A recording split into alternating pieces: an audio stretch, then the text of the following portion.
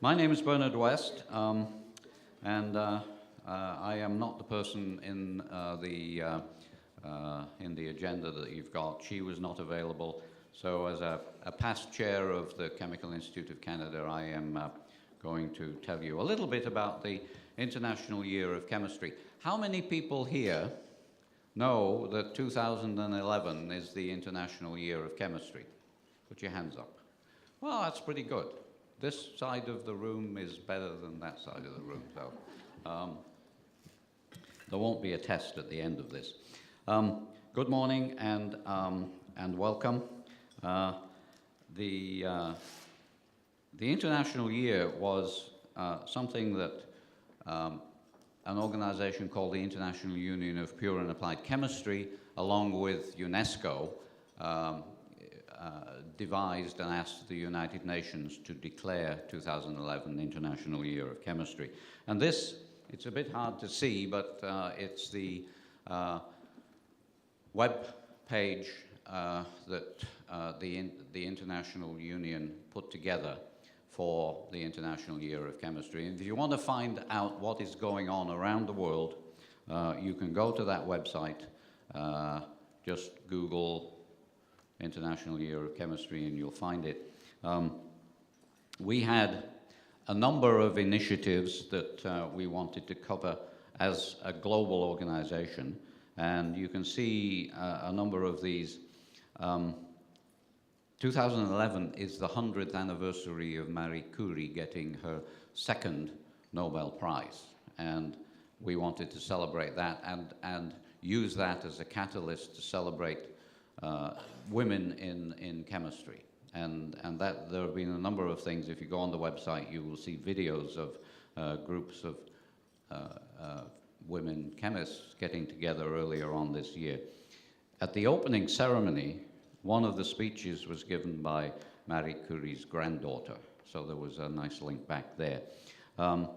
The other interesting project that we've got going, which Canada is involved in too, is the Global Water Project. And the idea for this was to have school children go out and measure things like pH and so on. And I'll show you what we've done in Canada on that in a few minutes. This is the Canadian initiative. IUPAC asked each country science organization, chemistry organization to take charge of doing things for the International Year. And as you can see, the Chemical Institute of Canada and the Chemistry Society have been very active. These are the initiatives, and I'll talk about a few of those in a minute. There's an organizing committee, obviously. David Dolphin from UBC was the chair of that. I was involved in fundraising, although I've got to say that most of the fundraising has been done by Roland Anderson and Bernadette Darcy, who is here in the room. As a result of that, you can see a lot of people have contributed to the initiatives that we have taken. Another way of looking at that is associations, companies, and governments have been involved in helping us to do a number of these activities. It's hung up again. Where is he?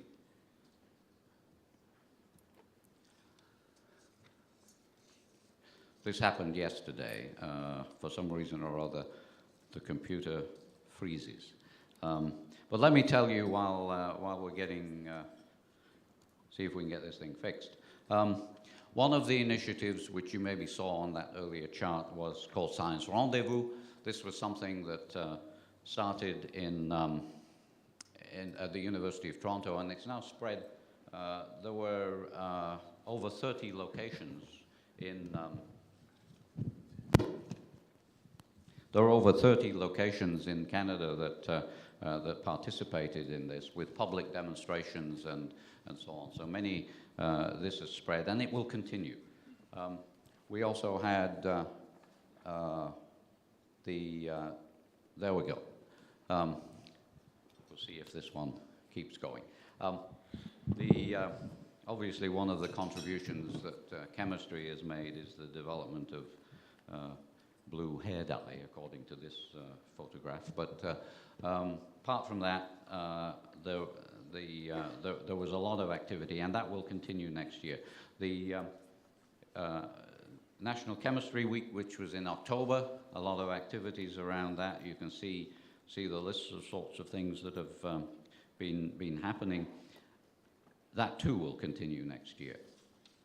A new thing that we have tried to become up to date and communicate in a way that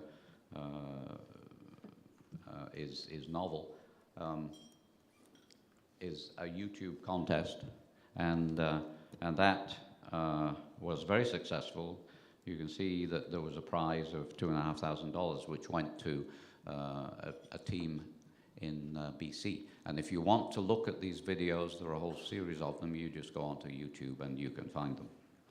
And then the water project, I mentioned, these were the sorts of things that were being looked at. The idea of that was to engage school children in doing something that was chemistry-based, scientific, and it would allow us to pull together a picture of the quality of water around the world. And again, you can go on the international website and see what the pH of water is in different countries, and there's been a lot of activity on that, including in developing countries, because kits were made available for schools that wouldn't normally have these reagents available to them. So that might continue as an ongoing project. The Chemistry Olympiads, this is something that the International Union is now responsible for running. The way that works is schools compete. The winning school goes to a chemistry boot camp at a university, and then they go and compete at the international level. And the Canadian teams have done quite well at this.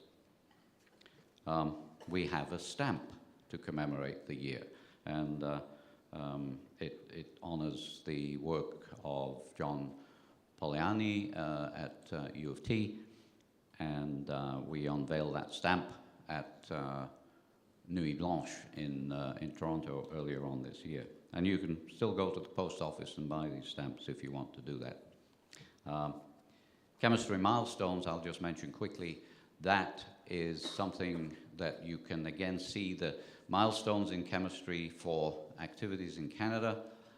We've been picking a few of these to go into our magazine. The one in November highlights the work that was done to develop canola as a food stock by the people in Saskatchewan. But there are a whole series of these. You can see how chemistry has contributed to the life in Canada by going in on the website and looking at those. So next year we'll continue doing some of these things. They were ongoing. They were specialized for this year, but they will carry on. And I just wanted to say thank you very much to all of the sponsors who have helped us to make this year successful. There will be a wrap-up event in Brussels at the beginning of December, and there will be someone from the CIC going to that. Brian Henry actually will be representing Canada at that ceremony, which will be sponsored by Solvay, Solvay Foundation. Solvay is one of the oldest chemical companies in the world, so it's appropriate that they help us finalize that. So that's really all I had to say about the International Year. If you've got any questions, you can ask me afterwards. And there are people here from the CIC who can also answer questions if you've got them. Thank you.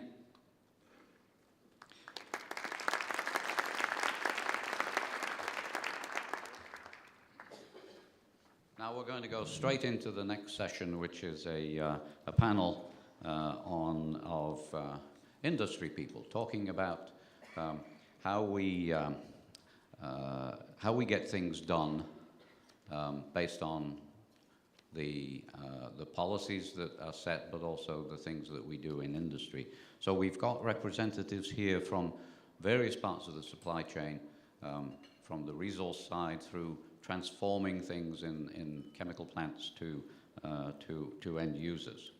And I think it's important, and I'm sure this will come out in the discussion, that industry business dynamics are very different from university and government dynamics, and we need to be able to devise policies that are not monolithic, that take into account these differences.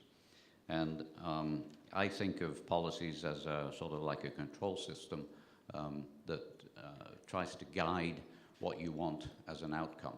And if the control system doesn't match the thing that it's trying to control, then you get into problems. And that's something of what we might want to think about as we go through this. The panel members are going to take about 10 minutes each to talk about the specific needs and issues of their sector.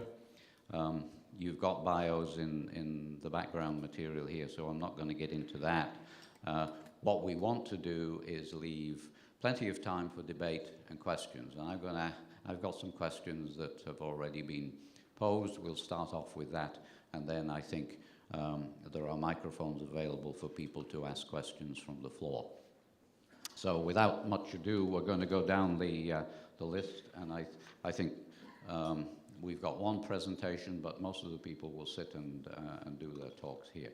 So we will start off with a talk from the forestry industry background. Go ahead. You go. Even without slides, it's easier to talk standing up. If the microphone were close to your height. So good morning.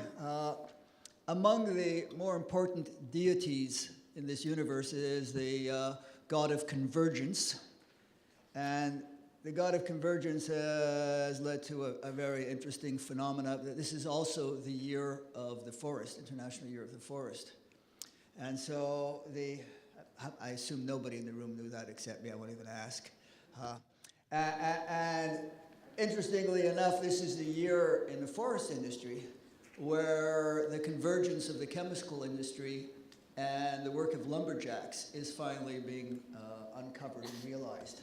And strange that that may seem, it's actually a very large part of what's happening economically in the forest industry. Traditional forest industry is pretty simple. You send a lumberjack out in the forest, he comes back with a tree.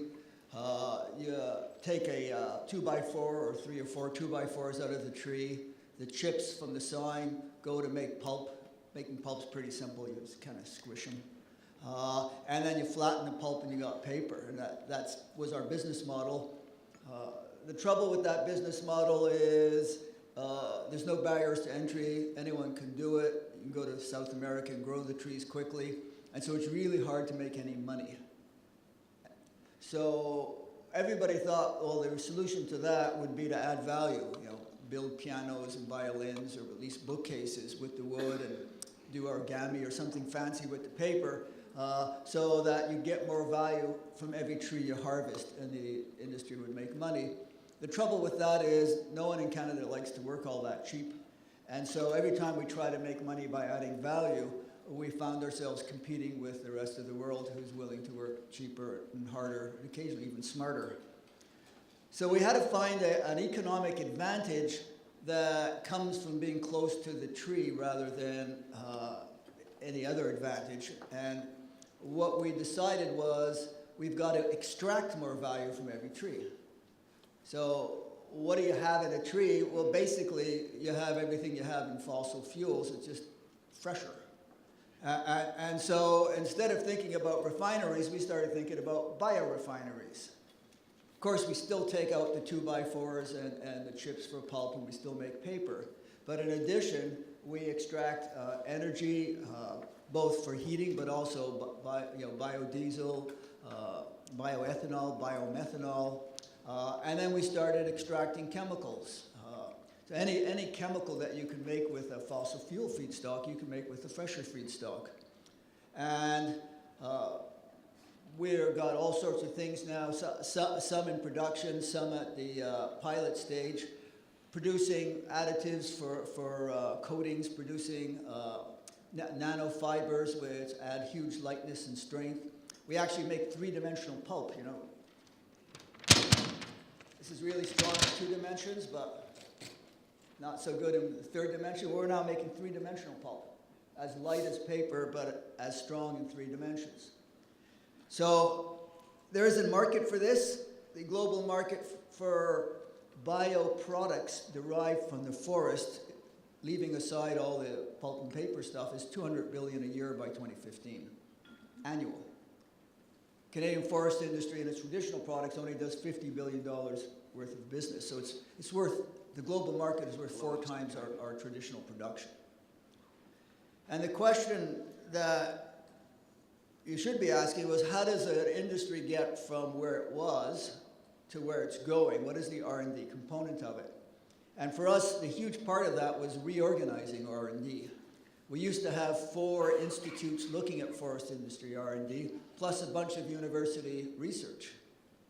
And it all suffered from the same fundamental error of thinking in silos. So we had paper researchers, there were chemical researchers, there were energy researchers, there were actually lumberjack researchers, you know, how do you chop a tree faster and more efficiently? All of that stuff was happening, but there was no system research, there's no value chain research. And so we took all the institutes, including one which was in the government, and put them all together. The private ones we really put together, the government one we virtually built into it, and got to give Natural Resources Canada credit for the leadership of saying, no, just take it and make it part of the value chain. So we actually had the value chain research happening as a system as opposed to individual pieces, and then we realized the universities are not in the system. And so we started new partnerships. We worked with NSERC and created networks of researchers, and then realized the networks weren't talking to each other. So we started creating networks of the networks. We're now looking at the use of, yes, social media to get siloed researchers to learn what each other are doing. And the result is all sorts of new opportunity for 200 rural communities that thought they were going to go out of business because the prices for lumber have tanked, and of course fewer and fewer people are using paper. So it's a case of an industry rethinking its business model, using the fundamentals, which we're good at, chopping down trees and extracting stuff from them, but using R&D to change what we extract, and actually beginning quite strongly to migrate from feedstock to buildings and papers to feedstock for chemistry and the energy industry. A huge part of that, of course, is creating a sense of possibility for all who are interested. And so we did and this is something which I'd love to see done elsewhere, a pathway study. We asked the question, if you took a ton of wood and you transformed it into this product, that product, we actually looked at more than 40 different pathways. What is the social, economic, and environmental result of that transformation? And the results were quite astonishing, because some of the things that a lot of people thought were the future, there's just no way it's going to work, and some of our traditional products actually can be quite profitable.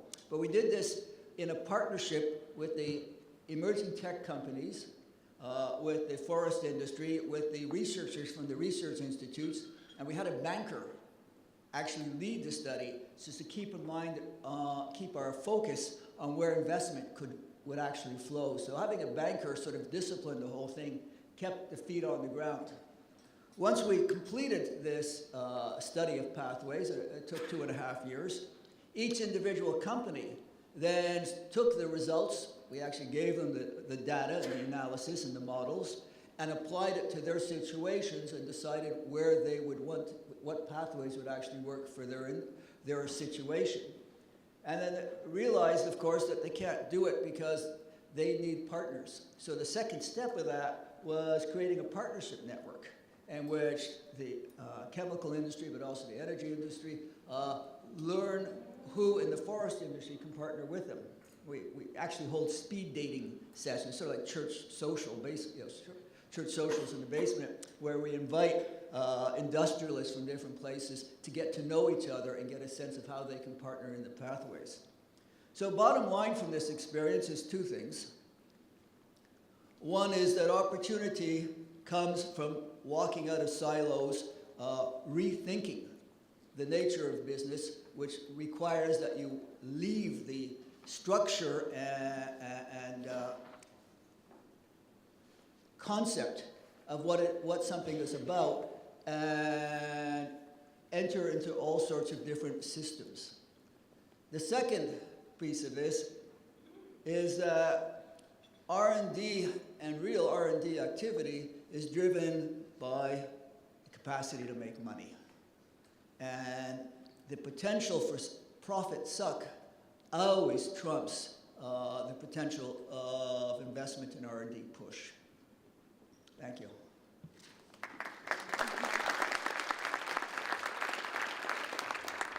Thank you very much, Avrim. The next speaker is Craig Crawford from the Bio-Auto Council. So we've gone actually from trees to automobiles. They don't grow on trees, but there are bits that can be made from trees, and Craig's going to say a bit about that. Thanks. I'll just speak from sitting down here. Very interesting to follow Avrim and the forestry, because the auto sector is working very closely with the forestry and agriculture sector to try to bring some of these new bio-based products, bio-based chemicals into the auto sector.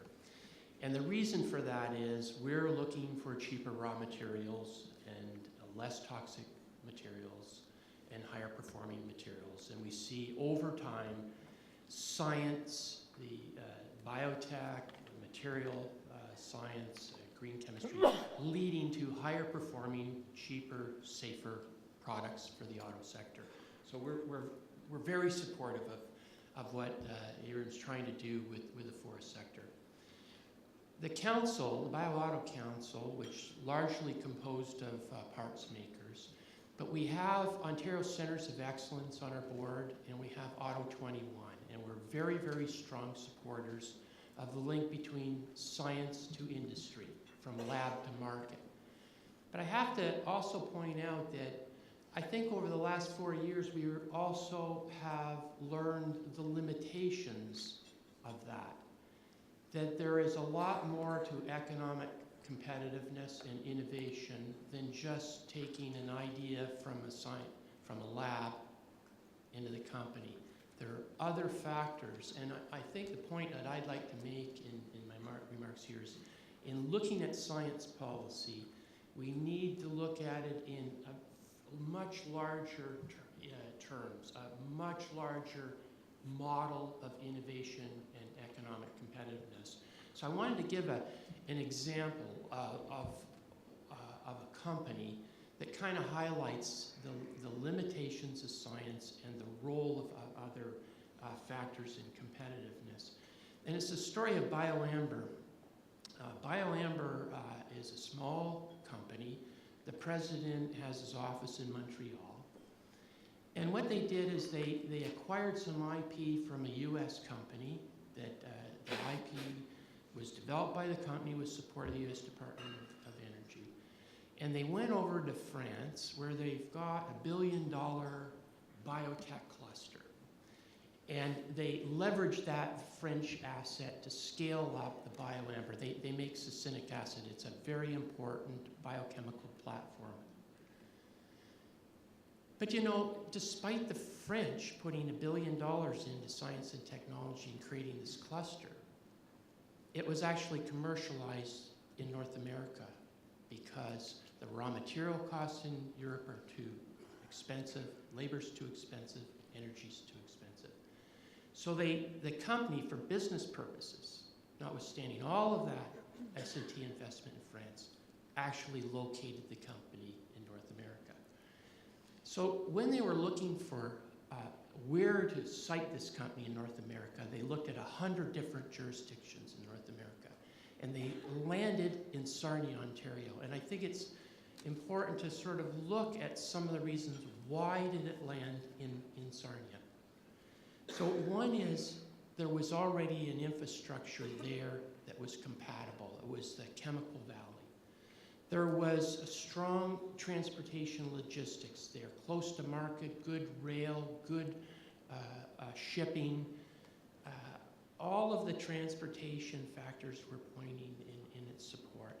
There was a complementary and supportive regulatory environment. Ontario had passed regulations encouraging manufacturers to move to non-toxic products in the chemical and plastics.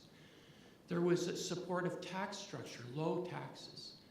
And very importantly, there were programs, supportive programs for foreign direct investment, low interest loans and grants that could help induce the company to locate.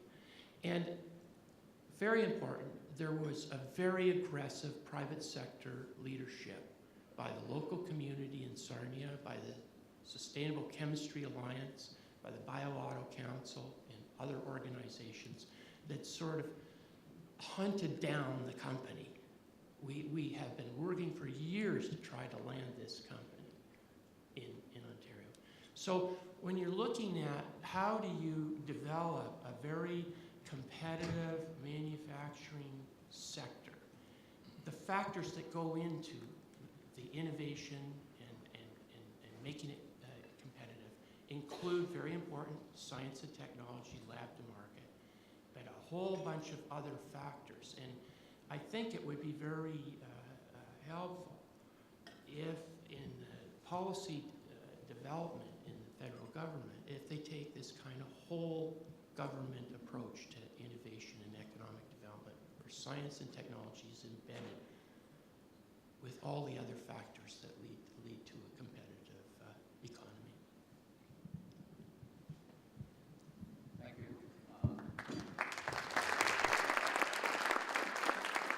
Thank you, Craig. We will get back with some questions around that whole thing. David, one of the David, do you want to do your presentation now? And then if it gets hung up, we can get it fixed. It is hung up already. I'm going to try if I can. Oh, here we go. Better off using paper.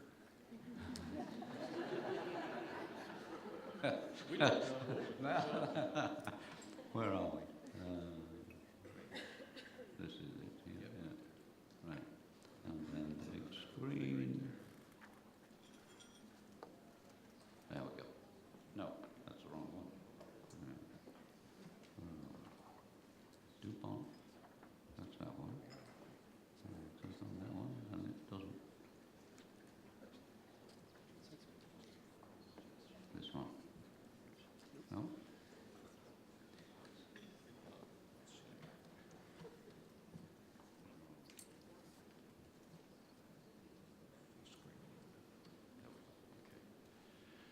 Morning.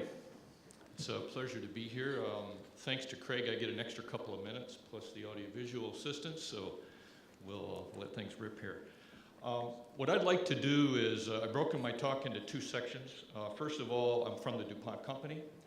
You may not know much about us, so I thought what I'd do is give you an overview of the corporation, what we do in Canada, and how we're trying to grow, because I think that's relevant to, as a big multinational, what is it going to take for us to grow around the world and in the major market opportunities, and specifically in Canada, and the role of innovation in helping us do that. So on the first slide, we talk about the global collaboratory for DuPont, because we see the opportunities on a global basis, and we see the opportunity to innovate with partners around the world, and that's why we call it the global collaboratory.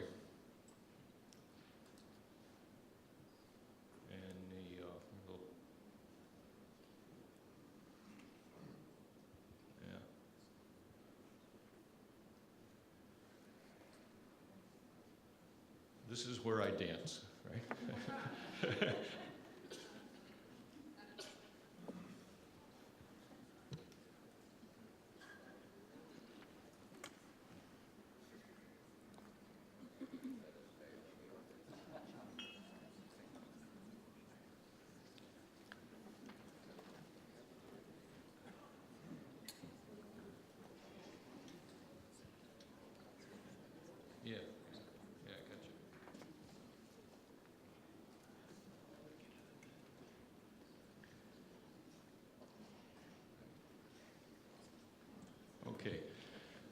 First of all, DuPont. Any discussion with DuPont starts in our corporation around core values, and there's 4 of them. One's around safety and health, environmental stewardship, the way we work with customers, the ethics of how we conduct our business, and of course, the way we work together in respect for people.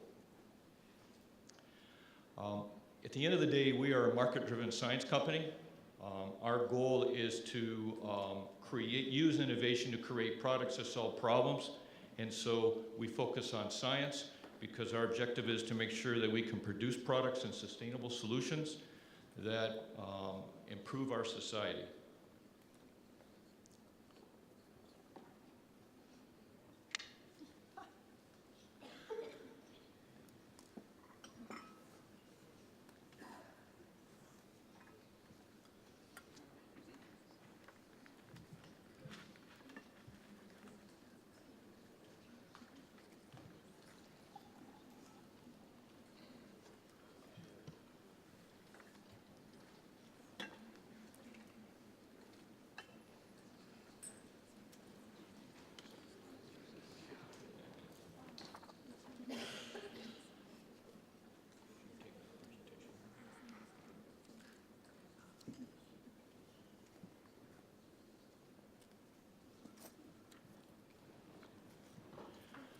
Globally, we're about a $35 to $36 billion company. And if you look at this on $34 billion as a prorated basis, if we include our Danesco acquisition, which we made earlier this year. And as you can see from this, a very large portion of our global sales is in agriculture, nutrition, and industrial biosciences.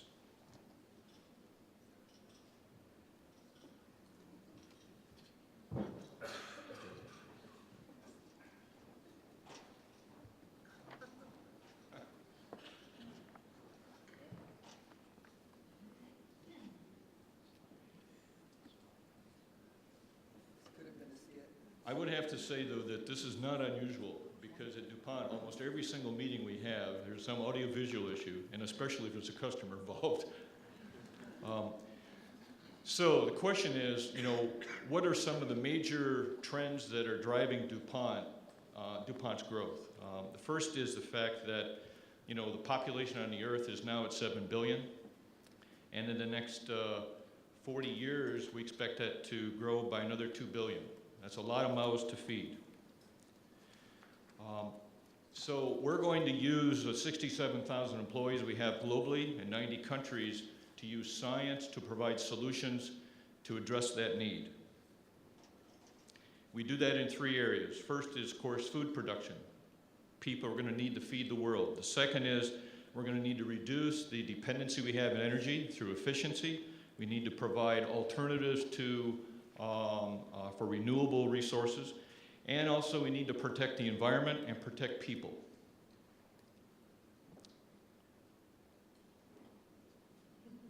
This is quite unfortunate.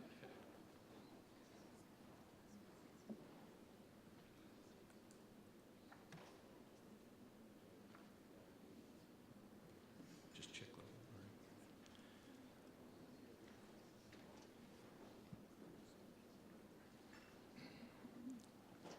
In Canada, we see 3 major opportunities for growth.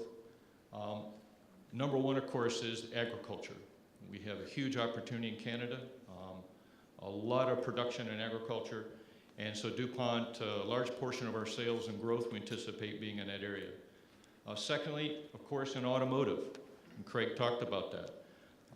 We are a company that invented nylon, and we continue to develop and optimize materials for lightweighting automobiles and so on. And third is in the oil sands. In the oil sands, as we all know, is a tremendous opportunity for energy supply, and we're focused on 3 things. One is safety, the second is improving the environment, protecting the environment, and making the processes that we use to extract the bitumen and produce oil for our society to be more reliable and more efficient. And so focusing on increased productivity.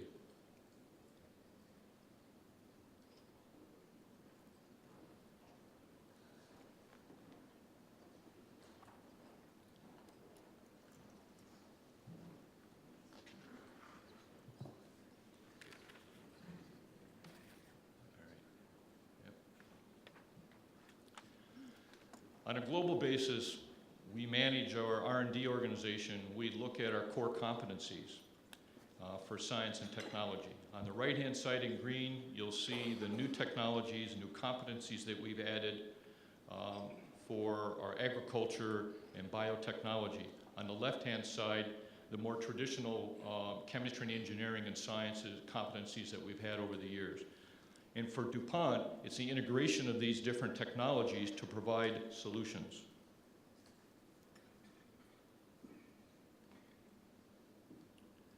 $85% of the $1.7 billion of R&D budget on a global basis is devoted to these major megatrends. And 60% of that is directed towards feeding our world. Now, if you look at our 9,500 scientists we have globally, we have some major centers of R&D, and we have some smaller research facilities and business-oriented research around the world, and in total about 150 centers, several of them in Canada. Now in Canada, we have about $1 billion of our $35 billion worth of sales is in Canada. We have about 1,400 employees. Around 220 of those employees work in research. That research is in two major areas. The first is our large process and scale-up innovation center at Kingston, Ontario. The second is we have in yellow, and you'll see in the screen, a number of facilities spread around Canada, focused primarily on agriculture.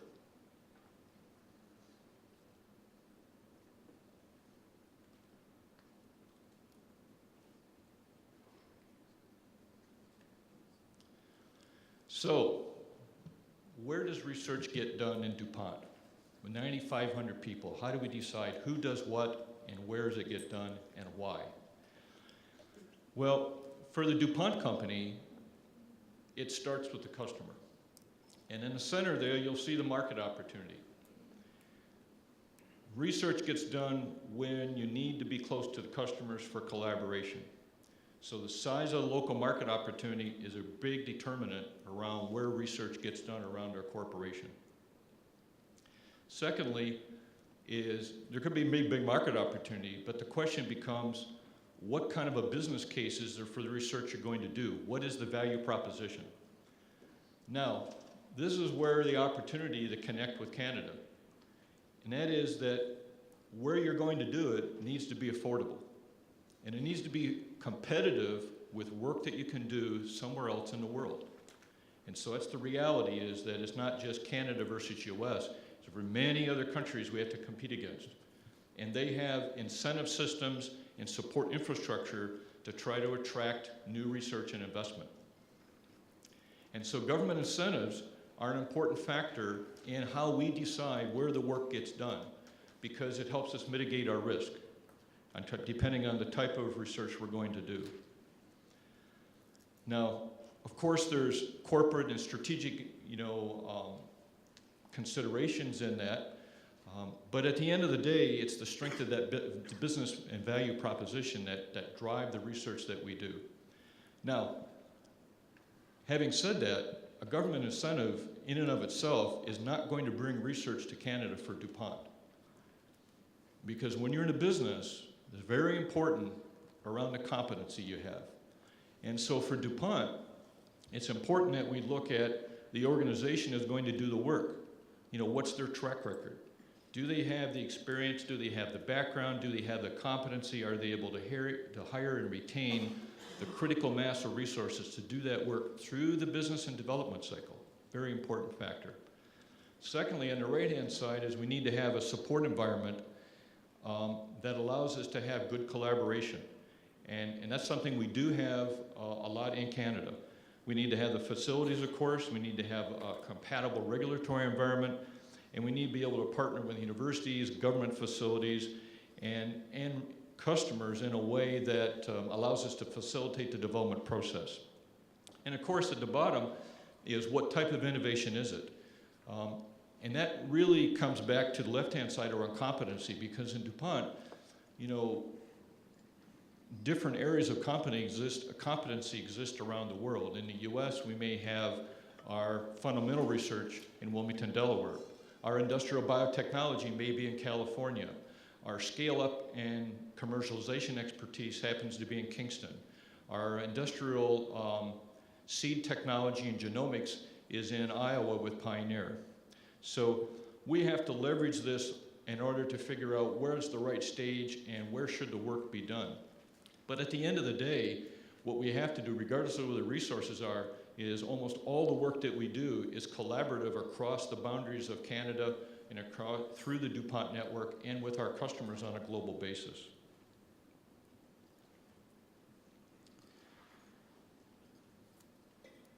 Now, there was a report done by the Canadian manufacturers and exporters last year. It was quite a good report on the innovation challenge. There's a couple of things I picked out of that. First is around government policies. And the key message there was that it's there to encourage business investment and innovation. Secondly, very important, is it's not the job of government to design the policies and the processes that we do to interact around driving investment and research. It's not to pick the winners and losers, because frankly, it's hard enough to do that in industry. And to be the truth is that in industry, in R&D and industry, most projects don't succeed. Those few that do have to run through the gauntlet. The idea in industry is to learn fast, fail quickly, and get on to the next opportunity because it may be the next big one.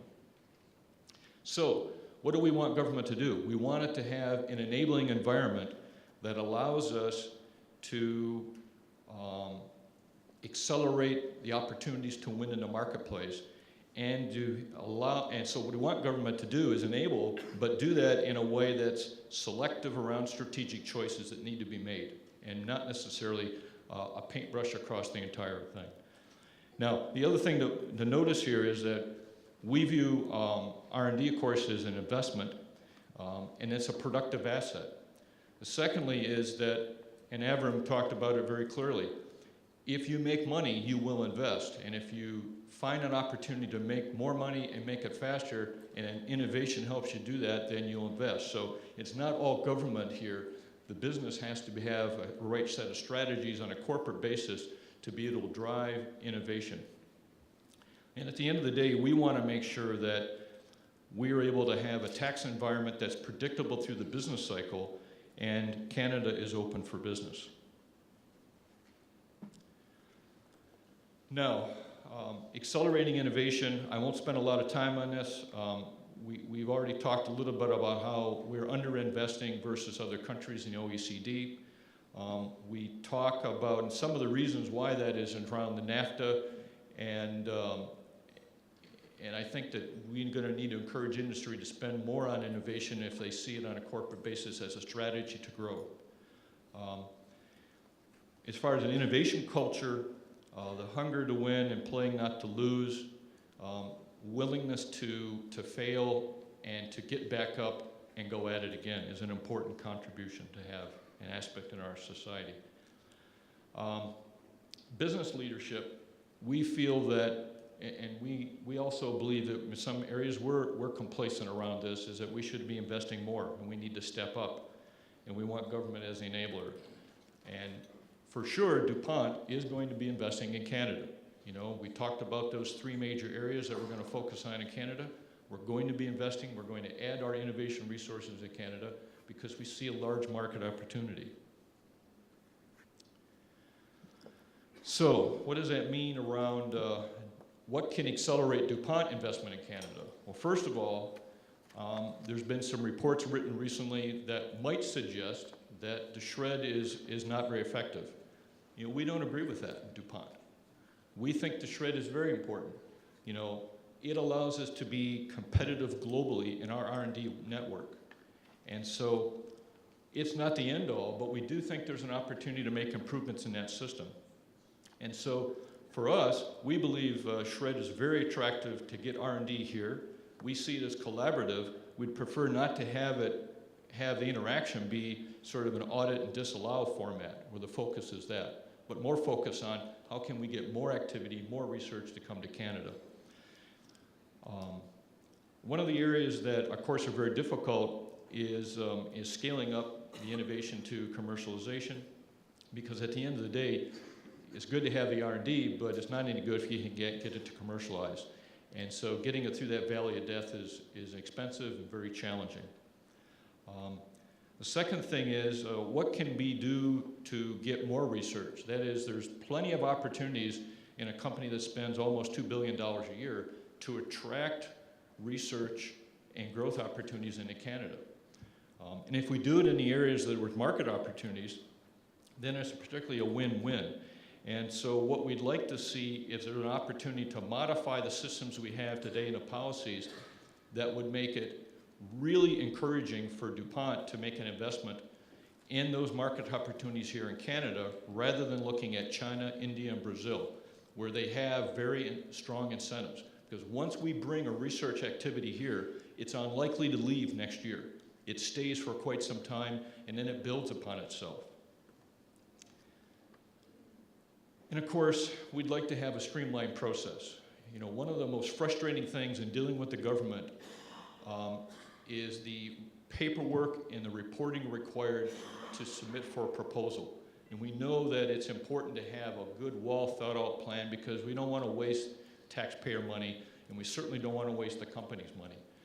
And so, but finding that right balance to being able to execute on a project quickly is important. When it takes 8 or 9 months to prepare the paperwork, often what we find in business is that the market has changed, and now we have to make a correction.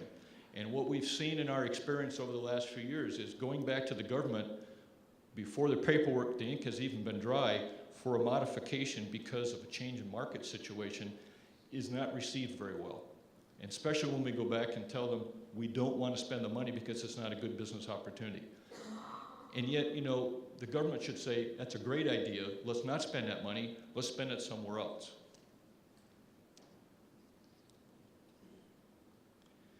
So our view is that together we can accomplish a lot, and I want to emphasize that I think the policies we have in Canada are important, and I don't think we should be throwing the baby out with the bathwater around SHRED or some of these other things. Let's update those, let's accelerate what we're trying to do in terms of innovation on the policy side, so that we can bring more innovation to Canada. Thank you. Thank you, David. Sorry about the computer. Well, I won't make any comments about technology. David Collier will wrap up the presentations, and then we'll get into some questions. So David, from the oil and gas industry background. Thanks. Thanks, Bernard. I represent the upstream oil and gas producers in Canada. This is not the year of oil and gas, although if you're reading the newspaper, perhaps you might conclude otherwise given the amount of attention we're getting. What I want to start by saying is that I think it's very important to think about technology innovation in the context of the oil and gas sector, and what you might argue are established industries in Canada. We also often talk about technology innovation largely in the context of new opportunities, new industries, new businesses. And I don't want to diminish in any way the importance of that, but I think we also need to think about this subject very much in the context of building on a very well-established and very important part of our economy. And just to provide that a little bit of context around that, the oil and gas industry is the largest private sector investor in Canada. We invest about $50 billion a year in our sector. Our revenues are about twice the size of the auto sector, just to put that in context. 25% of the value of the TSX. So this is an industry that is not just in Alberta, it's not just in Western Canada, it has an impact right across the country, and I'll come back to that theme a little bit later. My remarks are going to be in two parts. I want to just start by talking about the drivers for innovation in our sector, and then I want to talk a little bit about some of the barriers that we see and some of the actions that might be taken to address those. So first, let me just start with the drivers for innovation. So why does this matter? Why is it important? And I'd suggest, again, in the context of the oil and gas sector, but I think some of these comments are much more broadly applicable, six points as to why innovation matters for oil and gas. First is that we've got abundant oil and gas resources in Canada. We've got the third largest crude oil reserves in the world. We've got 100 years of plus of natural gas supply. And finding more cost-effective ways to extract those resources is obviously extremely important. The shale gas story is a tremendous technology and innovation story. This is a resource that's been known about for a long time, and it's really the application of technology, horizontal drilling and fracturing technology, that's allowed us to unlock that resource and to do it economically. So that's just one example. Second, we're on the wrong part of the cost curve, frankly, when we look at oil and gas resources in Canada, for crude oil on a global scale and for natural gas on a North American scale. So tremendous opportunity to apply technology to drive costs down and make us more competitive. And that theme of competitiveness, I think, will run through many of my remarks, and I think is, again, applicable to many elements of this discussion of this subject in Canada. Third, I think we'd all like to see more value-added activity in Canada across, again, a range of industry, but competitiveness is an issue, whether that's scale, whether it's geographic location, whether it's size of market. There's a diversity of factors. And again, technology and innovation can help us be more competitive in creating more value-added opportunities in this country. Fourth, and again, this applies to a range of industries, we all need to continue to improve environmental and social performance, and I'm an absolute believer that technology and innovation is going to be the key lever to allow us to do that. Fifth, development of new technologies is an export opportunity. We don't often talk about that enough, I don't think, in this country, but if we can develop innovative technologies, that's an opportunity not only to export the technology, but to export some of the value-added opportunities that follow from it. And sixth, if I put technology innovation in a policy context, I think public policy often needs to be grounded in a good understanding of what technology is capable and, frankly, not capable of doing. If you think about policy and regulatory stretch, the context of our industry, it's important that we be pushed, frankly, at times in terms of performance, but that's got to be in the context of what technology is actually capable of delivering and in what time frame. So I think across quite a spectrum of areas, there are obvious drivers for technology and innovation, and it's important, as I said earlier, not only to Alberta or Western Canada, but I think to the country as a whole. So let me switch gears now and talk about some of the barriers and I think some of the things we might do about them. First, just to qualify my remarks a little bit on this, I think the glass is half full rather than half empty. I think we've got a very strong track record on technology innovation in Canada. I think we're a little unduly self-critical at times. And I think we got a really good foundation to build on. I don't subscribe to the assertion that's actually in the lead into the panel that businesses in Canada invest very little in research and development, so they've got a little need to hire highly skilled workers. I don't think that's the case at all, and I don't think certainly don't think it's the case for our industry. Having said that, no question, we live in a global business environment where we need to be competitive, and in that context, I think the technology and innovation agenda is extremely important. So let me just highlight 5 barriers to innovation that I think we need to think about. First is measurement and reporting. I actually don't think we do a very good job of this as an industry or as a government in Canada. Our reporting is often driven by the tax system. It excludes a lot of things that I think are would be rightly included in technology and innovation. And back to what gets measured gets done. If we don't understand what we're investing in technology and innovation, we don't understand the trends very well. I think it's very difficult for industry or government policymakers, frankly, to do a good job in managing and leading the innovation agenda. So that's an opportunity, I think, clearly for improvement. Second, David talked about the tax system and fiscal incentives. The SHRED program, we believe, is a very useful program. We think the definition of eligibility for that program is too narrow. Frankly, it's much more geared, I think, to what's been being done and what can be done in the laboratory, as opposed to what gets done in the field. And there's an awful lot of innovation that takes place in the application of technology. And we think, as an industry, that there's an opportunity to broaden the definition and also be more targeted in areas where we truly have competitive advantage. And we were, frankly, a bit disappointed in the Jenkins report. There's some useful work in it, but I really think it was a huge missed opportunity in terms of actually making substantive change in the technology and innovation agenda in Canada. We can talk about that a little bit more in the Q&A. Third is collaboration. We're a pretty competitive industry, and we frankly don't play very well in the sandbox together.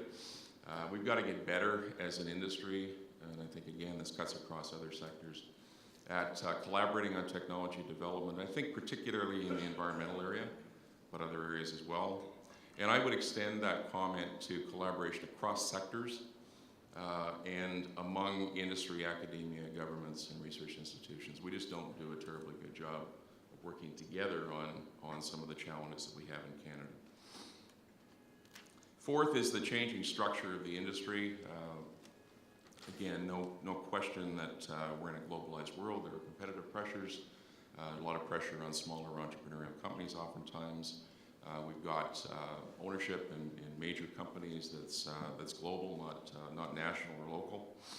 So I think it's really important that we have strategic focus around technology and innovation in Canada. Where do we potentially have competitive advantage, and how can we leverage that, not only within sectors or within particular jurisdictions, but more broadly across the economy and across the country. And just to come back to a theme that Avram and others have talked about, I think there needs to be a much stronger business pull. I look at this in the context that we need demand pull much more so, I think, oftentimes than supply push, if you will, on technology and innovation. And I think a successful and competitive business environment in Canada, successful businesses are going to drive increased investment in R&D as much or more, frankly, than the funding we put into academic institutions or research institutions. So I don't think any of those barriers are insurmountable, but we need to, I think, collectively get more focused on resolving them and working together to move this agenda forward. The context of energy, I think an energy strategy can be a valuable lever in moving this conversation forward. And I think technology and innovation are a critically important part of any discussion about energy strategy in Canada. So I think we've got the potential to be a global leader. We talk about being an energy superpower. If we're going to be that, we have to be a leader in technology and innovation. And I think some of the areas that I've talked about and others on the panel have talked about today are an opportunity to move that agenda forward, and I'm optimistic we can do that. All right, with that, I'll leave it. Turn it back to you.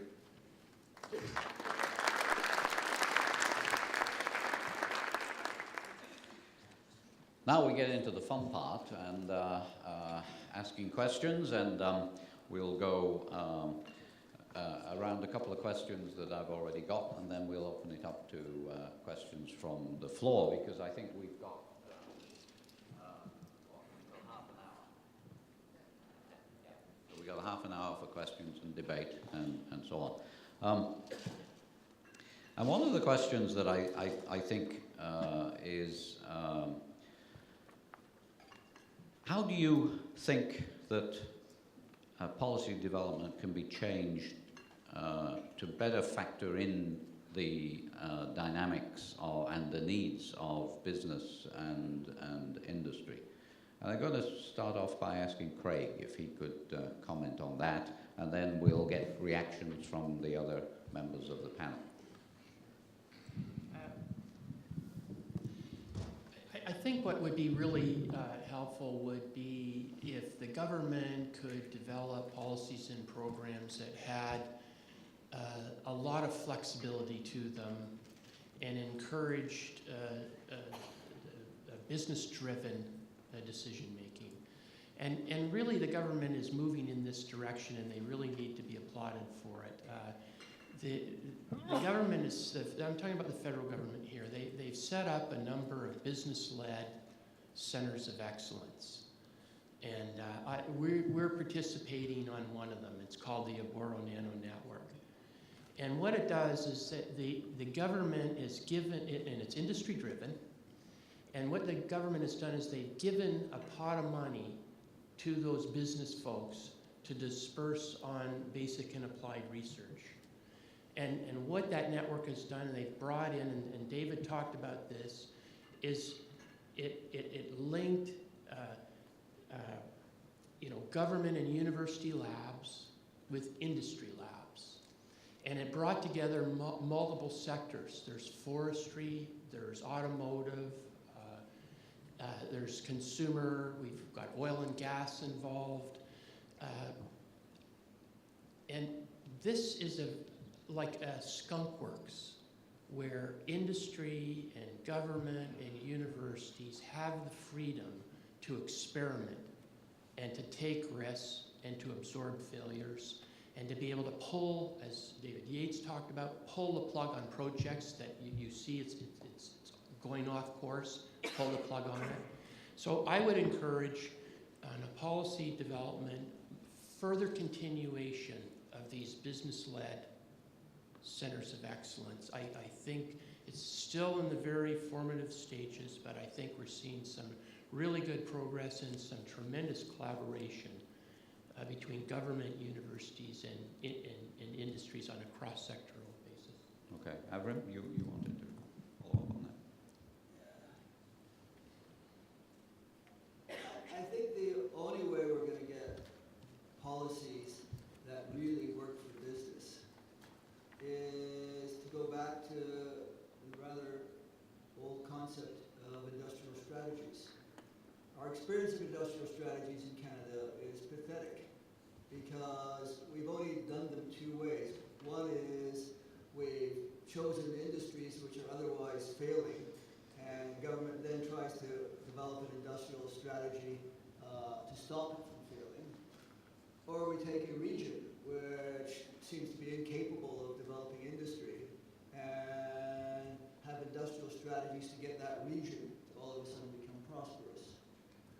If you look around the world, industrial strategy succeeds in many places because it's driven by something other than social equity values. It's driven by business sense. And if we did industrial strategy with the idea of actually making money, which can then be distributed for equity purposes, we'd probably find that they actually work. They don't work all the time.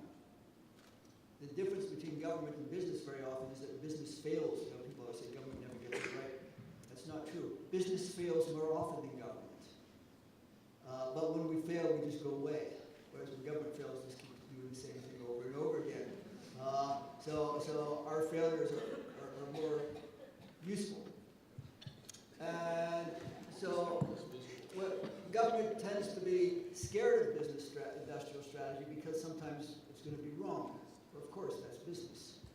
And there's a worry that if we had industrial strategies, it would be government choosing winners, which doesn't have to be the case. The way it could work, and certainly we've come pretty close with it with the pathways work we've done with natural resources and the forest industry, is that government and industry together explore, first of all, market futures, because that's where you always have to start. Explore different economic advantages and disadvantages that Canada has to factor into what we're doing. And from that, get a sense of possibility. And from that sense of possibility, ask what government policies would best nurture industry seizing those possibilities? What shifts in transportation policy, trade policy, tax policy, energy policy, go all the way through. How are those policies now inhibiting achieving that sense of possibility, and how could they be changed so that they would nourish that sense of possibility? And then stuff will happen. David, you wanted to follow up? Just a couple of comments I'd make. One is I think you've got to start with the premise that you're trying to create a competitive business environment. Because I firmly believe that there will be times where you can, through technology, create businesses. But I think more often, successful businesses and successful investment, or the appropriate investment climate in a country is going to drive healthy businesses. And those businesses are going to grow and they're going to reinvest in technologies that can keep them growing. So I can start again with create a competitive business environment in Canada through policy, fiscal and otherwise. The regulatory reform opportunity, I think, is huge. Create a successful investment climate, and you'll then realize the benefits of that. Second is I'm not a big fan of top-down industrial strategy. And when I talk about a Canadian energy strategy, that's not what I'm, just to be clear, that's not what I'm referring to.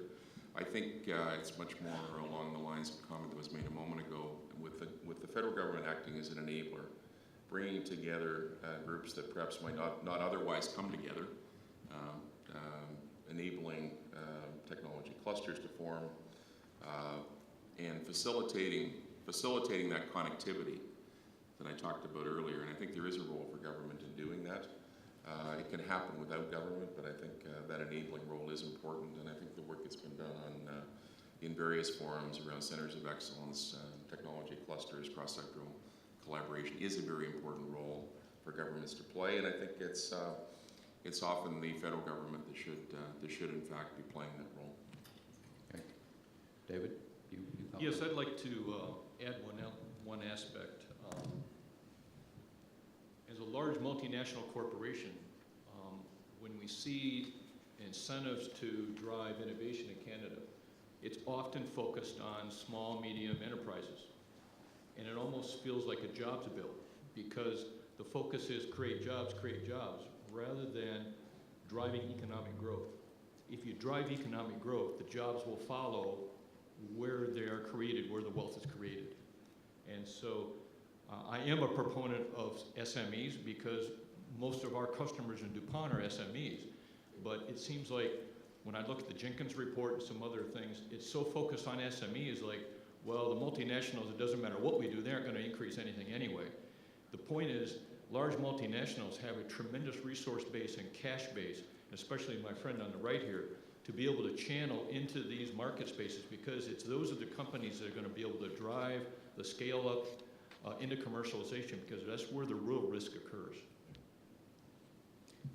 Craig, you want to follow up? We could just, I would just like to reinforce David's comment. I mean, we're the auto sector. There's a lot of major auto parts, but we find the same thing. There's a bias towards SMEs and not wanting to provide incentives to the large companies. But it's these large companies drive the bus and drive the train. And you can snap all kinds of these SMEs into the large companies and create these wonderful relationships. So I think government is seriously going astray here by this overemphasis on just funding SMEs and saying the large companies can fend for themselves. I think it's a major, major error. So, I want to jump in on that too. okay. Business exists in an economic ecosystem, and the interrelationship between small and large business is very organic. We feed each other, we nourish each other, we create energy together, and the idea that you can support the ecosystem by choosing one strata of the ecosystem is just silly. It just doesn't work. In our industry, the SMEs tend to be harvesters, people who run machinery, some of the marketing people, obviously the transport companies, the cafeteria, all of those depend upon the basic nourishment in the ecosystem of the big company that's creating the economic activity. So if you want to have a healthy economic ecosystem, you have to provide energy for all the constituent parts. Let me move on to another question, and then we'll open it up to the floor. You represent the supply chain from the resource side through transformation in chemistry to the users. And we've talked a lot about government and what government could do, but outside of that, what do you think are the biggest blockages, other than government policy, that impede commercialization of technology here in Canada? Who wants to start? David? I'll just offer a quick comment to build on one of the comments I made in my remarks. I think one of the key impediments is we don't talk to each other enough across jurisdictions and across sectors. We're very siloed, I believe. In the oil and gas sector, we worry about the oil and gas sector. One of the things we've been trying to do, with some success actually, is engage in discussions with the clean tech sector in Ontario, as an example. So we talk about creating connectivity across the country and across sectors. The conventional supply chain, manufacturing pumps and valves and things like that for construction facilities in Western Canada is something we've always done. But, for example, there are significant opportunities, I think, for the clean tech sector in Ontario to contribute to improving environmental performance in oil sands. But we've got to create that connectivity. We've got to make people aware of what that opportunity is. And we've got to have those kinds of conversations. And I don't think we do nearly enough of that, either cross-jurisdictionally or cross-sectorally. And I think it's a tremendous opportunity for us to improve the way we focus on technology and innovation in Canada. Evan, you want Just, to pick up? first of all, to second that, the answer is often outside the box. And so only talking to people inside the box doesn't usually get you where you want to go. But add to that is, government can really help offset first mover risk. And any sort of game changer technology for an industry, whoever adopts it first either does really well or goes bankrupt. And the whole sector can be revolutionized if it turns out that this new technology works. And so it's a perfect role for government to help offset first mover risk when something reaches just about at the commercial stage and a company is willing to invest heavily in the first commercialization. That's a great place for the government to come in with funding, because if the first mover proves it works, the entire sector can follow suit. Great. Oh, and Dave. Dave first and then. Yes, when I guess when I look at the DuPont ecosystem, what I would say, and I like that word actually, it's very good. I would say that the situations where our corporation has not been very successful is when we've gotten very short-sighted and we attempt to go after the great opportunities that appear to be low-hanging fruit. We go after it and we drive that one and we put all of our resources in that, and guess what happens? More often than not, it doesn't succeed. And so a healthy economy needs to have a pipeline. And so corporations need to have a robust pipeline that has new ideas coming through it and get filtered out and die, and ones that are able to proceed through this gauntlet and go through commercialization. And so when we look at industry in Canada, one of the things that I know we have not taken advantage of enough of are the national labs in Canada. And I think one of the things that the Jenkins report did get right, and I know some changes are happening now in the national labs to focus on clusters and technology areas. I think that's very good to work on some strategic areas that our country can win. And that's an area that will resonate with our company and our customers, as we can collaborate together to do that. The only fly in the ointment around collaboration with DuPont is that all the parties have to win. And we can't socialize the intellectual property. We have to figure out where your competitive advantage is going to be and how it can be sustainable. And so that's one of the things that will be very important when we think about how to collaborate in these clusters. Okay. Craig? I would agree with all of the speakers there.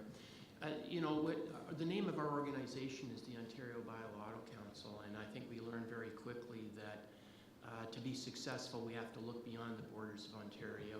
We have to look nationally. We have to look globally. And one of the things that we're doing at the Bio-Auto Council is trying to reach out to across Canada, to the Western provinces, to other industries, and to make that connection to our national labs. We just did a partnership between Magna, one of our biggest parts companies, and the National Research Council to put in a global composite center in Toronto. And that's that idea of working with government to identify a strategic direction that you'd like to pool your resources. And this is going to give us a chance to be able to pull together assets across the country, from labs across the country, from sectors across the country, and try to drive it forward through that partnership with the national labs. Okay, thank you. Can I have questions from the audience? And could there be questions and not treaties? So quick questions so that we can have the panel make some comments. Yes, sir. Thank you. Michael Bork from the Chemistry Industry Association. I heard two things that really were interesting, and that was sort of a call for an energy strategy and also a call from forest products for an industrial strategy. And I'm wondering, does this mean that in this country we're not strategic enough? And also, how does a science R&D strategy fit into this? Because I didn't hear a lot of good things about the Jenkins report. So I'm wondering if you can each take a shot at tying those thoughts together. You want three questions? Right. 3 questions, and you can play with them. You go ahead and ask your question anyway. Well, I want to thank the panel for their insights. It's quite important, I think, to get them, because I really agree that the conversations aren't happening between all the stakeholders appropriately. My question's related to the fact that we had a terrific session yesterday on what's called open innovation.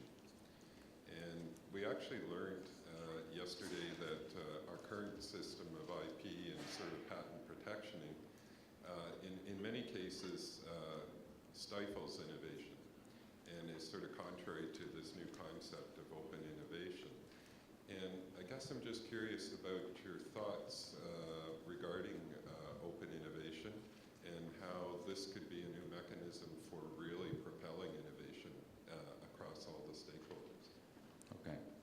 Do you want to give your question, and then we'll stop and try and answer some of these questions? I hope we can remember what the first one was. Okay. Go ahead. My question has to do with the science policy and your feelings about the science policy. I'm a researcher, assistant professor down at Ohio State University. I'm Canadian, and I spent most of my career in Canada, but I went down to do my PhD and have stayed because I haven't found a job up here yet. But that's but the thing is I'm wondering, when I listen to what science policy is up here, I hear a lot of the research that is being done in the United States, and the idea of small and medium enterprises being what drives it, and the link to universities being what drives it. And so I'm curious as to how much maybe that this is being driven by what's understood in the United States as being an innovation process versus the way that it actually works in Canada. And are we pulling, are we doing science policy where we're taking what is understood in a different country and trying to apply it to what is being done here? Maybe that's not the most appropriate, or is it just because I have a U.S.-centered focus right now, and so I'm missing something? So I just would like your comments on that, please. Okay. Who wants to start? Huh? I can remember the first question. You can remember the first question. All right. Well, you start then. Yeah. All right, good. Yeah, just back to the question about energy strategy. I think we do need one, and when I say that, it's not a top-down, federal government-driven, centrally managed strategy. It's got to be more organic than that. It's got to involve federal government, provincial governments, industry, other stakeholders. And why do I think we need one? I think, frankly, simply the act of working on a strategy creates the kind of conversation we need across sectors and among different interests, and that's important. I think if we can get aligned around where we want to go and know where we want to go, that's going to be good for Canada in terms of advancing our agenda within the country. I think the other important reason for having an energy strategy or a strategy in any other sector is we send very confusing messages to other countries about what we're about, what our priorities are, what we want to do, what we don't want to do. And I think if we could get our heads around broader energy strategy, we'd be much more effective also in advancing our interests internationally. It's not just energy, it's energy and environment. So I think for all of those reasons, we should have one. It's not an easy thing to do. People still remember the National Energy Program, and there's still some baggage around that. But I think it's something we should try and do, and not to repeat myself, but I think just trying to do it, whether we can actually get there at the end of the day or not, is going to create some very healthy conversations, which will do us all good in any event. And I firmly believe, as I said earlier, that technology and innovation have to be an integral part of any strategy around energy or any other industrial sector. Okay, Avrin, don't forget we got asked about open innovation, so that you're going to deal with that. But Avrin first.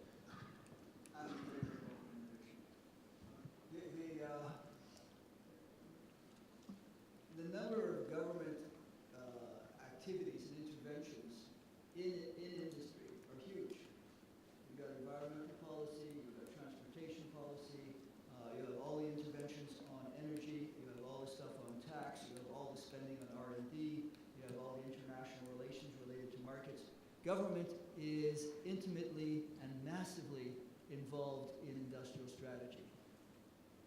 The government is very reluctant to articulate coherent industrial strategy.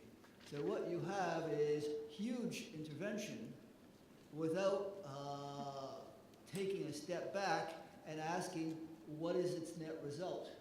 And because so much government intervention happens in topic silos in departments and within pieces of departments, the potential for help of many of these things where they are well done is muted by the other parts. And where they're not well done, no one knows they're not well done because no one knows what it's all about. So I'm not in favor of top-down government industrial strategy, but doing that much stuff, that much powerful and influential stuff, without stopping and saying, where could this all be going? What sorts of things do we wish to enable? What would a competitive business climate look like?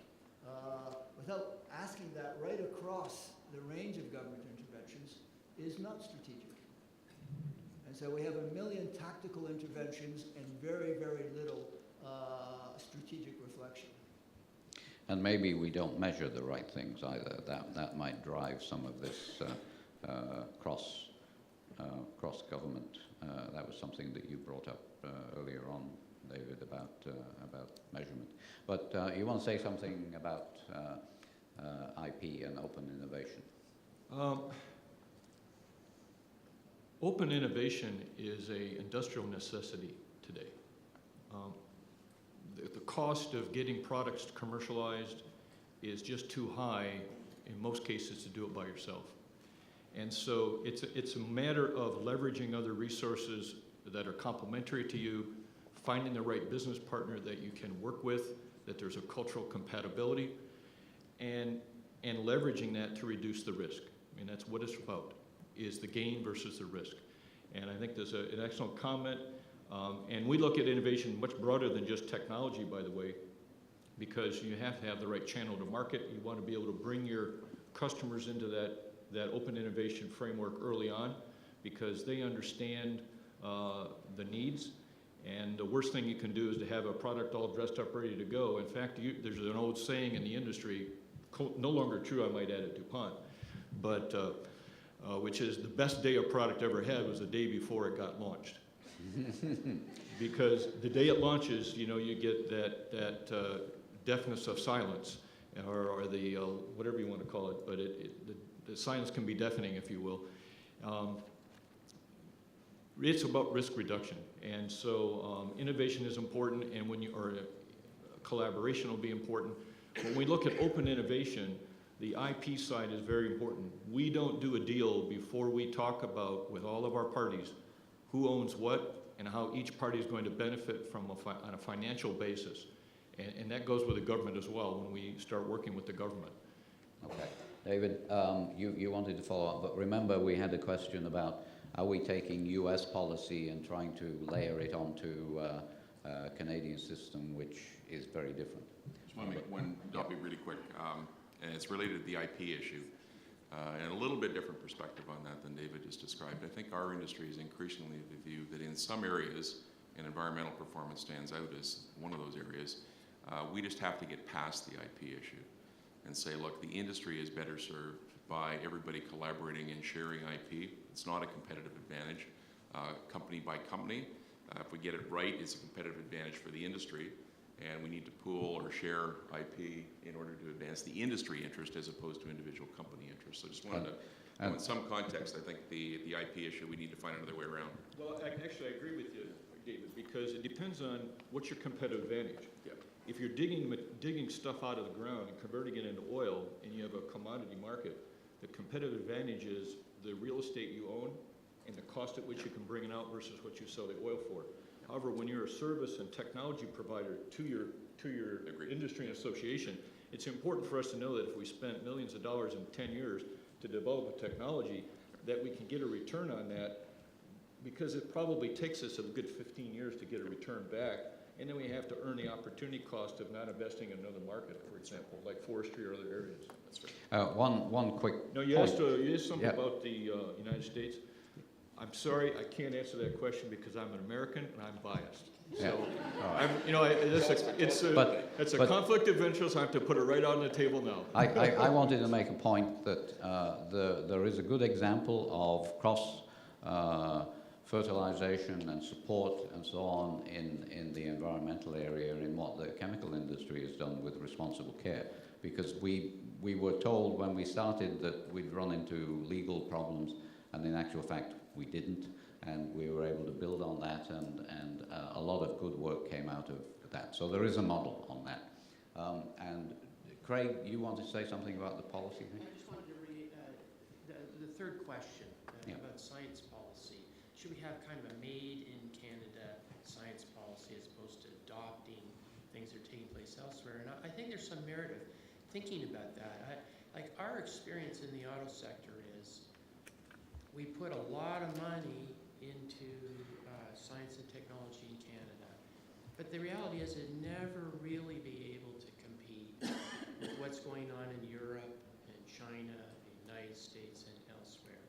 And how we've positioned ourselves in our council is basically to scour the world, looking for IP, looking for things that have been developed elsewhere, either in universities or labs or companies, and being quick to get in there to grab that technology and drive the investment into Ontario. So we're looking at projects, for example, where the Americans have spent $400 million in science and technology, and developing the technology over 20 years, but have been slow at doing the last stage of commercialization. And what we've done is partnered up with government programs to get in there first, to drive that U.S. technology into Ontario. So it's let the Americans and the Europeans spend billions in science and technology if we're quick on our feet to exploit it and be quick adopters. We can leverage all those U.S. and European investments in science So and technology. those of you who've done your PhDs in the United States and have developed some good ideas and technology, bring them back here and we'll try and get them commercialized. That's the story. One final question, and then we have to wrap it up. So. Actually, just following on page 32, I quote, seems everybody realizes the problem. A large part of the problem is that business in Canada invests very little in research and development. So they have little need to hire highly skilled workers. And the question is what's the solution? I mean, in terms of natural resources, Canada is a superpower. But I wonder whether the industry leader and the funding agencies intend to invest more money in R&D and attract highly skilled workers in the near future. Okay. Well, I guess my quick answer to that is, as I said in my earlier remarks, I actually don't agree with that assertion that's in the materials. I think the industry actually does invest a tremendous amount in innovation and technology, and there's going to be a very strong pull on highly skilled, scientists, engineers, etc. I think in Canada for a long time to come. Some of the ways I think that we can improve it are the things I talked about earlier. Strategic focus. Let's understand better, what we're measuring, some of the fiscal incentives, getting focused on where we really do have competitive advantage. I think the early adopter model is a good one. There's a number of things we can do, but I think the representation that this is a country that is not focused on technology and innovation and doesn't have an interest in and demand for skilled people in those fields is not a fair representation of where we are as an industry. I think it is a fair representation perhaps of how we think about ourselves in this country and investing in technology and innovation, which I think is part of the problem. In DuPont, about 85% of the research that we do in my organization is in support of global growth. We have projects in Taiwan, we have them in Asia, we have them in Europe, wherever the opportunity is to grow is where we work. And so we have a very diverse workforce. This year we hired people from India, from China, from Latin America, because we need that sort of diversity. So diversity of skills, backgrounds, as well as competencies in certain technologies. And so we believe that the area of competency we have in our corporation at our facility in Kingston is a way to leverage that on a global basis. And over the next 5 years, the question that we're going to ask and try to answer is, how can we double down on that and now channel that 85%, a greater percentage of that, into the really large market opportunities that we have in Canada, and especially oil and gas, where we, up to this point, have not invested the kind of resources that we need with customers. And so this next year, we're going to be looking at that, and we're looking at the possibility of putting in innovation centers, both in agriculture as well as in oil and gas, focused on the things that are unique in this marketplace.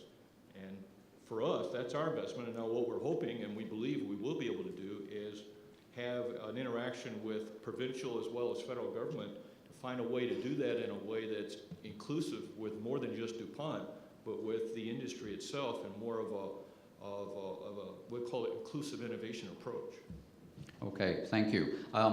We're going to have to wrap up now because coffee break is started, but I would like to say that some of the people will still be around. I know there are a few other questions that people wanted, but I think we've heard some interesting themes here this morning. A big one is collaboration and talking to each other, breaking silos down between the different sectors. The other one was choosing where we have the strengths, and this was something that we did deliberately when we created the Bio-Auto Council. We said, what can we do? Well, a very small amount of money, where can we put it? And I think that is true of us as a country. We have a very small amount of money compared to what the United States and Europe and China can invest. So there are things that we can do around that. The other thing that I would like to try to leave us with is that over the last 10 years, we've had how many reports with bunches of recommendations in it, but no action. We need to figure out how we can create an entity that picks up on some of these ideas and puts them into action so that we end up with a framework that creates a balance between, I know there are a lot of university people that would like to get more money. My view is if the pot is fixed, we have to figure out what the right balance is between basic research and applied research and the commercialization end of it, because it's a continuum, and if we don't keep that continuum going, the thing will fritter away over time. So we need to develop a thing, whatever that is, that can come up with some action that allows us to take the good technology that we're developing and get it into the marketplace and start the ball rolling, keep the ball rolling so that we can maintain our standard of living. So thank you very much. Thank you all the panel members. And as I say, some of them will be around if you want to ask them some specific questions. Thank you.